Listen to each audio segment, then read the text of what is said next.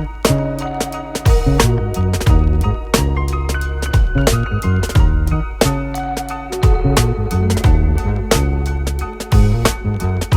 hi guys and welcome to the show. I'm in the beautiful Tudor City here in Manhattan. Rather leafy and quiet.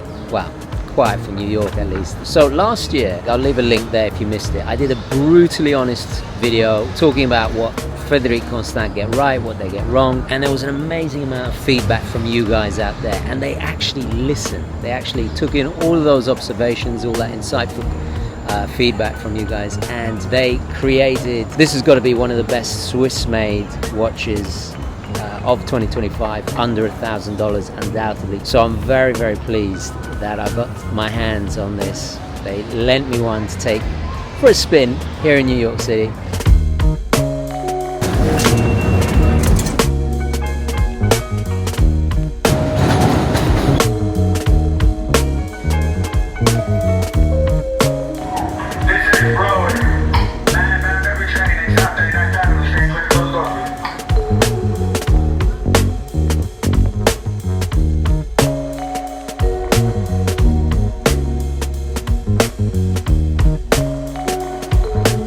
Now before we continue, please don't forget to click like and subscribe if you haven't for more free and truly independent content.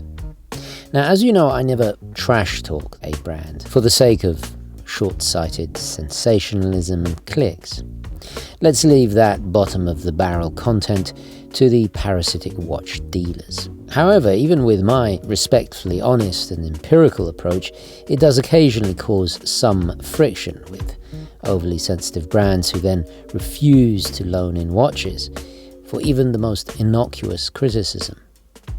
But not FC. Instead, they took everything we said on the chin, they put their big boy pants on, and as we all should do in life, they acted on it. And the result is them creating something even better. So off the bat, bonus points there. Now you must understand that nobody is spared. My recent review of the Calverton chronograph, a watch brand owned by a friend of mine, proves my impartiality. Because even if not everyone in my audience understood or agreed with my analysis, I told it how it was and how I felt. Because while on the whole it was a decent watch, fundamentally doing what it was designed to do, at an extremely competitive price for the specs, it still, however, was a derivative, unimaginatively rushed and quality control failing step backwards on the whole for the brand. So with that in mind, I digress back to FC. So why is this relatively simple dress watch so good? Well, it all starts with the name and a really simple but effective concept. The Moneta is perhaps one of the most intelligently named watches from the brand thus far. The first of several wrongs made right, as one of my own personal criticisms was in how they named their releases in a very corporate, largely forgettable manner. That serves more as a technical description over significance or feeling. Think of Ed 209, as cool as that design was, versus the instant catchiness and the lunchbox or action figure merch readiness of RoboCop. The future of law enforcement is here with the all-new RoboCop Ultimate, RoboCop and Battle Damon RoboCop action figures. Ed 209 also available, each sold separately. Moneta, etymologically speaking, is the Roman Latin precursor to our word for money. This cleverly not only immediately surmises its overall stylistic neoclassicism, but refers to the peripheral dial coin edge that adds instant visually interesting and elegant plays of light to the proceedings.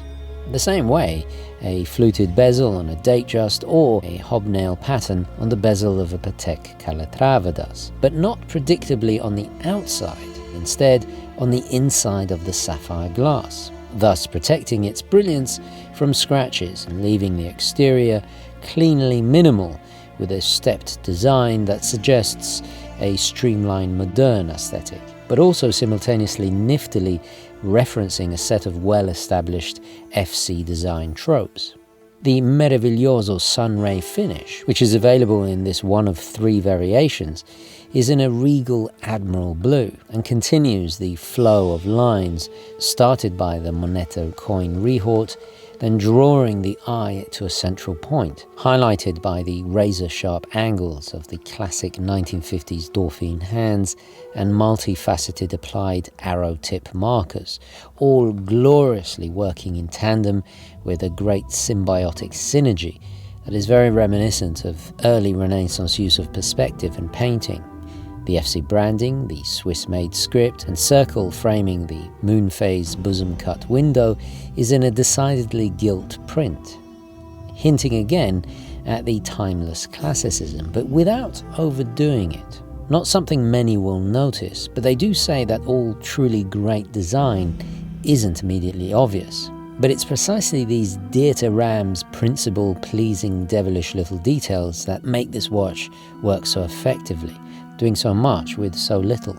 But the intelligent design does not end with appearance alone.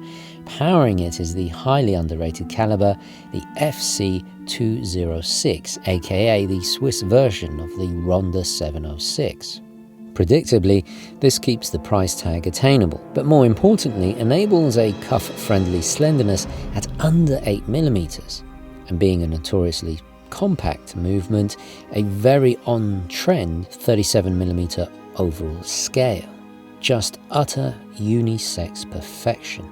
Functionally, it's also one of the most accurate, robust and long-lasting power reserves out there that Ronda offers, at an impressive 5 years.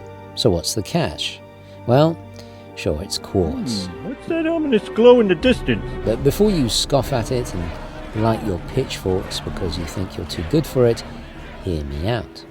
So I think it especially works with this complication and being two hands only, because you don't get any awkward ticking that reminds you of, let's be honest, the cheapness of quartz. And that's why the concept has to be absolutely spot on. You know, and I forget when I'm wearing my Cartier Santos, because that's more like an item of jewelry, a piece of design. I don't want to get too pretentious about it, but maybe I guess you could say it's a work of art. But unlike the Santos, and this is something that wins with this particular caliber, you don't have any hidden pushers that disrupt the beauty of the case. You set and forget it, and I think that's perfect, because how often do we wear dress watches? I don't wear dress watches every day.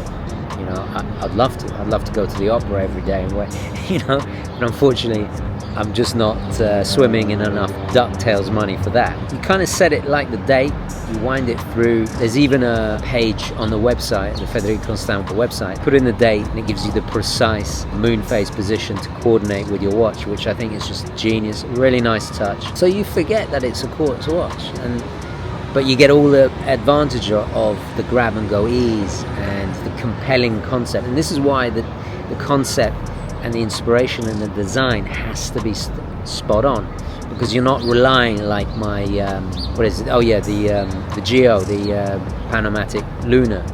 That's very much more about the watchmaking, the size of the three-quarter plate, the display back, the Fibonacci dictated layout of the dial, etc., etc. And of course that famous day window. That's more about watchmaking, whereas this is more all design.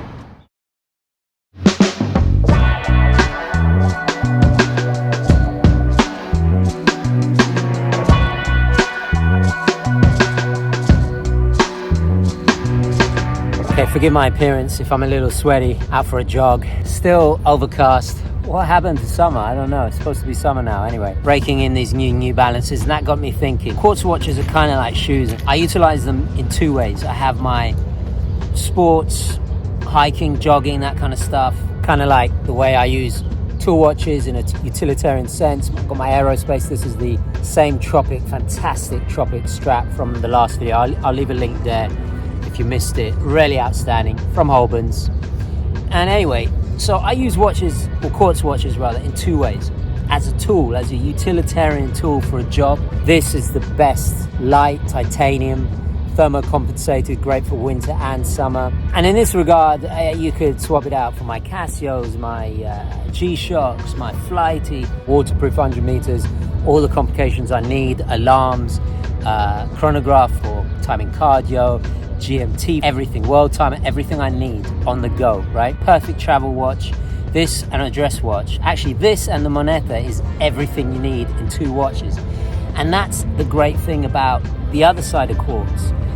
In dress watches, if you're not using it all the time, the lower cost and serviceability, because let's be honest, if you're not wearing a dress watch that often, you buy a mechanical, fancy, schmancy, hoity-toity piece, right? Think of the servicing fees, especially if you don't wear it every day. Obviously, I wish this Frederique Constant Moneta was a manual wind. If they modded one of their movements, take off the rotor, ultra thin, obviously it'll be a little bit thicker than this.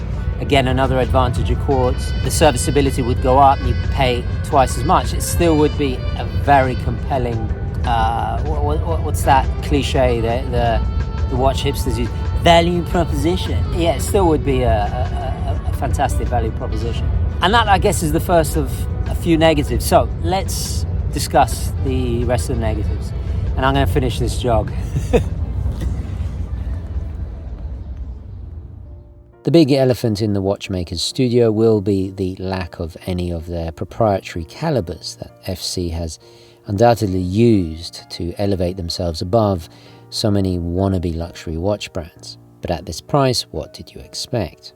But I do think they missed a trick here, not to capitalize on the recent stone dial trend. Not only would this have boosted the sense of luxury with potentially a semi-precious gemstone, but a well-chosen material imbues it with extra cultural, historical meaning, and even spiritual associations, if you are so inclined. But above all, like my Meteorite F77 or my wife's mother-of-pearl Datejust demonstrates, it makes each dial, and therefore each watch, completely unique. And nothing is more luxurious than being one of a kind. I also feel, while the onion-style crown complements the coin edge fittingly, it was another missed opportunity in not having a Cartier-style cabochon to really finish things off. Adding a gemstone that's high on the Vickers scale would not only further enhance the sense of luxury, but to quote Louis Cartier, designer of the Tank and the Santos, further bridging the gap between jewelry and watchmaking. End quote. Which at the end of the day, dress watches should at least try to do. Kind of like depth ratings are for divers and computation scales are for pilot watches. But those are just a few suggestions when I put my Gentry Labs cap on. I have dozens more, but for that, I would have to be involved. So in the meantime, stick around for a sneak peek at my own next collaboration on a watch I co-designed at the end of the video.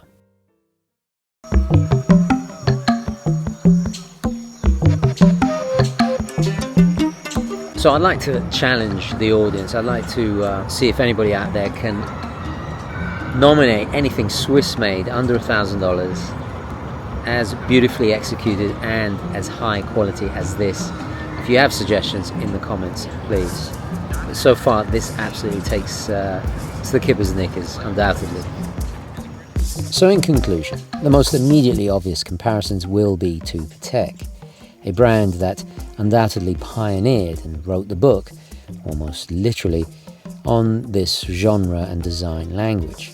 However, in recent years, mainly due to an out-of-touch Nepo baby leadership with arrogant delusions of grandeur, it's a brand that has topped the list of my annual worst watches of the year for 3 years in a row now.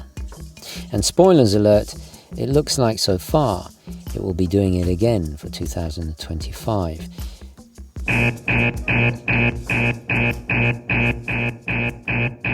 Someone is charging room service to the company, sir. Well, we'll just see about that. Fly, my pretties, fly! FC, on the other hand, have consistently been in the yearly list of the best new watches of each year, with seemingly endless innovation, but always tastefully done and not ridiculously unaffordable. In contrast, Patek's commitment to seducing the newly moneyed with stylistically putrescent, flashy, incohesive vulgarity and the ever more overly unnecessarily complicated watches purely to prove a point horologically is more aimed at billionaires to make up for their shortcomings in either class, physical attributes to please their partners, or just lack of good taste. They're never gonna stop! Endless trash!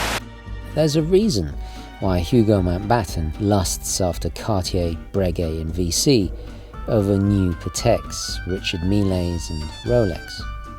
Meanwhile, here is FC doing what Patek once did so well and sadly abandoned. An old money, understated elegance to the point of an aristocratic noblesse oblige in frugality. Utterly pure class. Alright guys, I'm going to leave it there. It's ironic that the underdog has now become the classier option. Let me know what you think. Don't forget to like this video and your thoughts down below. I'll catch you in the next one. Onwards and upwards. Thank you for watching. Ciao.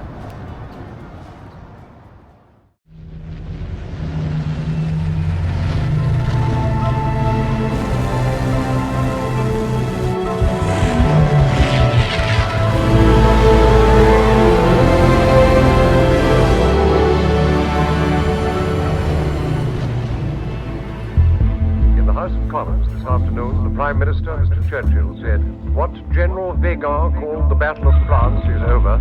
The Battle of Britain is about to begin."